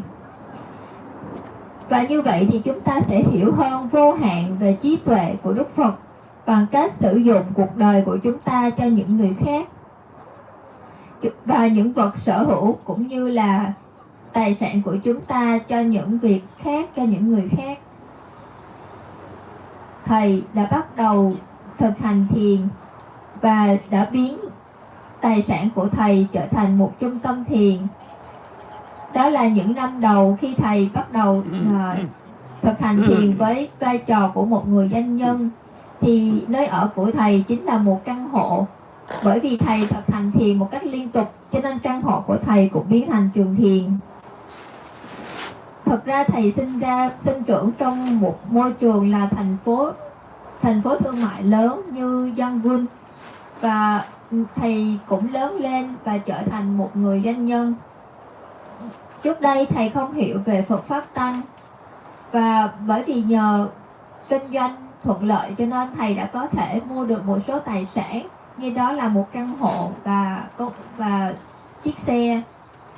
Nhưng bởi vì thực hành thiền cho nên thầy đã cố gắng để thực hành nhiều hơn, ngay cả những khi ở nhà. Cho nên căn hộ của thầy đã trở thành một trung tâm thiền. Thầy cố gắng thực hành thiền ở đó. Sau này vào năm 2007, khi thầy quyết định mở trung tâm thiền đầu tiên, thì thầy đã bán căn hộ cũng như là chiếc xe còn lại của mình để có thể góp vào mua trung tâm. Sau đó thì nhờ sự cúng dường và hùng hạp của quý học trò, các vị thiền sinh, cho nên là thầy đã có thể mua được 8 phòng, 8 căn hộ trong một chung cư 8 tầng tại đường số 45 của thành phố Yangon.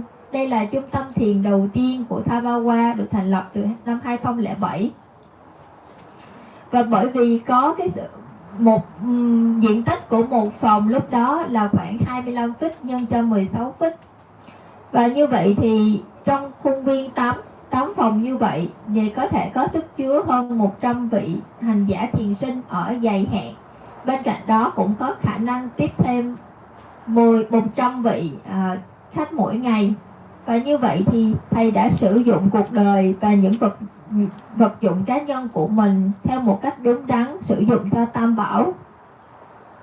Nếu mà thầy chỉ ở trong căn hộ của mình thôi thì chỉ có đông nhất là một hộ gia đình khoảng từ 3 đến 4 người là có thể lưu trú dài hạn. Và như vậy thì nó không đủ cho sức chứa cho một trung tâm thiền hoặc là những nhu cầu của các vị các vị hành giả thiền sinh.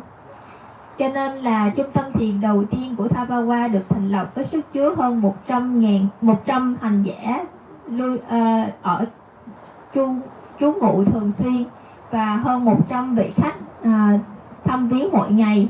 Thì đây chính là hình thức để sử dụng những tài sản của mình theo con đường trung đạo đúng đắn, nhờ làm tất cả các loại thiện pháp. Và như vậy thì thầy đã thành công trong việc thực hành thiền cũng như là thực hành các loại thiện pháp nhờ vào xả ly. Thầy đã sử dụng tất cả để làm thiện pháp. Thầy đã cho phép tất cả mọi người đến ở tại trung tâm thiền của thầy. Có thể rằng họ là những người không làm gì cả, có những người họ không quan tâm đến việc làm thiện pháp, có những người họ không thực hành thiền, có nhiều người họ phá giới, rồi có nhiều người họ không có mong muốn làm việc hành thiện. Như vậy thì có rất là nhiều những lỗi lầm của những người sinh sống cùng nhau tại trung tâm thiền của thầy. Nhưng mà thầy thì vẫn cho phép họ nương tựa, bởi vì thầy hiểu rằng chỉ có phước báu thì một người mới có thể đến và ở lâu dài tại trung tâm thiền. Khi hết phước hoặc không đủ thiện nghiệp thì người đó sẽ rời đi, hoặc là người đó sẽ chết và không thể nào ở trung tâm thiền một cách dài hạn được. Cho nên thầy không cần phải làm điều gì cả, thầy chỉ cần chấp nhận cho họ ở mà thôi. Đây là cách để thầy sử dụng những con người ở đó, những thiện nghiệp của họ trở thành phước báu cho Thabawa và cho chính thầy. Bởi vì thầy đã có thể hiểu như vậy, cho nên thầy đã có thể tích góp được rất là nhiều những thiện nghiệp và phước báu trong vòng nhiều năm. Và như vậy thì có những người họ không ở được thì họ đã chết hoặc họ đã rời đi. Như vậy thì có nghĩa là họ không còn đủ phước báu nữa. Thật ra thì pháp hành này rất là thực tế, và điều thầy cần làm là chỉ cần cho phép và tiếp tục thực hành các thiện pháp như vậy nhiều hơn nữa. Đây là cách thức để chúng ta có thể tiết kiệm, tích góp được rất nhiều các phước báu thiện lành. Thật ra thì không ai là an toàn, không ai là có thể nương tựa vào người khác mà an toàn. Nhờ chỉ có phước báu mới là thù thắng, chỉ có việc nương tựa vào Phật Pháp Tăng thì mới là an toàn. Nếu như chúng ta làm việc vì tiền bạc, trước đây thầy cũng làm việc vì tiền bạc. Thầy là một doanh nhân, thầy đã làm công việc kinh doanh buôn bán của mình hơn 6 năm, và thầy đã làm việc rất chăm chỉ vì tiền. Sau này khi mà thầy thực hành thiền thì thầy đã ngộ ra, và chỉ cần trong vòng 3 năm thì thầy đã có thể nương tựa vào phước báu hơn là tiền bạc, và thầy không cần phải làm việc cho tiền bạc nữa. Thầy đã từ bỏ công việc kinh doanh của mình, thầy không cần phải kết hôn, và thầy chỉ cần sử dụng cuộc đời của mình cho Tam Bảo. Thầy cũng không cần sử dụng cuộc đời như một người cư sĩ của mình nữa. Thầy đã xuất gia trở thành người tu và một người giảng dạy giáo pháp, hướng dẫn hành thiền tập đến bây giờ. Theo cách này thì thầy đã sử dụng cuộc đời xuất gia của mình theo một cách đúng đắn. Và đến nay đã là 23 năm kể từ khi thầy hướng dẫn thiền tập và trở thành một người tỳ khưu, một nhà sư. Đối với những người trẻ thì thật ra đối với họ có khả năng để có thể hiểu được sự thật, và họ có thời gian.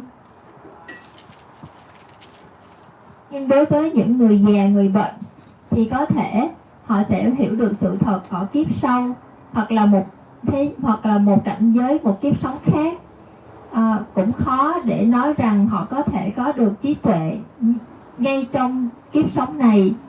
Và như vậy thì lời dạy của thầy muốn dành cho tất cả mọi người, và trung tâm của thầy muốn được sử dụng cho tất cả mọi người. Đây cũng chính là lời dạy của Đức Phật. Nếu như mà thầy chỉ có thực hành và giảng dạy cho chính mình thôi, một mình như vậy, thì rất là khó để có thể giảng dạy một cách sâu sắc và rõ ràng. Nhưng mà hồi nãy thì thầy đã gọi cô Moha và nói rằng sư cô hãy chia sẻ kinh nghiệm của mình, kinh nghiệm khi thực hành giáo pháp lời dạy của thầy, cũng như là khi nương nhờ sinh sống tại Thabawa. Và như vậy thì thầy đã làm đội nhóm với sư cô. Nó sẽ có sự cạnh tranh giữa hai lời dạy, giữa hai người giảng. Cô Amoha là người đang đi theo học pháp của thầy. Cô cũng đang cố gắng hướng dẫn lại cho những người ở quốc tịch là người Nga cũng như là người Âu Châu. Và như vậy thì thầy đã hướng dẫn cổ. Thay vì thực hành một mình, cô hãy chia sẻ giáo pháp. Khi cô hãy kết hợp giữa việc thực hành và chia sẻ giáo pháp, thì như vậy, theo cách thức này, thì cô sẽ có cái hiểu một cách tốt hơn và cô sẽ có sự tăng trưởng trong pháp hành.